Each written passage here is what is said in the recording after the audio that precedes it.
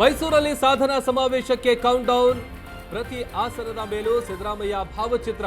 ಕಾಮಗಾರಿ ಉದ್ಘಾಟನೆ ನೆಪದಲ್ಲಿ ನಡೆಯುತ್ತಿದೆಯಾ ಶಕ್ತಿ ಪ್ರದರ್ಶನ?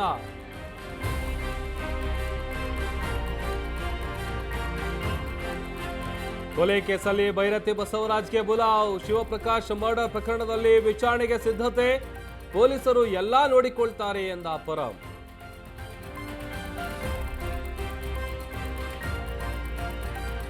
ಪ್ರತಿ ಮಳೆಗೆ ಮಾನ್ಯತಾ ಟೆಕ್ ಪಾರ್ಕ್ ಮುಳುಗಡೆ. ಪ್ರವಾಹ ತಡೆಗೆ ಮುನೀಶ್ ಮೌದ್ಗಿಲ್ ವರದಿ ಸಲ್ಲಿಕೆ. ಜಲಾವೃತಕ್ಕೆ ಪ್ರಮುಖ ಕಾರಣಗಳು ಬಹಿರಂಗ.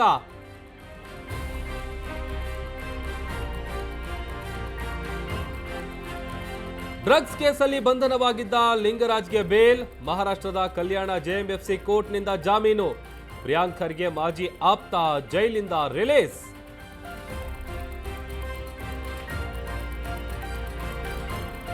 ಮನೆಯಲ್ಲಿ ಯಾರೂ ಇಲ್ಲದ ವೇಳೆ ಕಳ್ಳತನ. 3,75,000 ಮೌಲ್ಯದ ಚಿನ್ನಾಭರಣ ಕದ್ದು ಪರಾರಿ. ದೊಡ್ಡಬಳ್ಳಾಪುರ ಗ್ರಾಮಾಂತರ ಠಾಣೆಯಲ್ಲಿ ಪ್ರಕರಣ.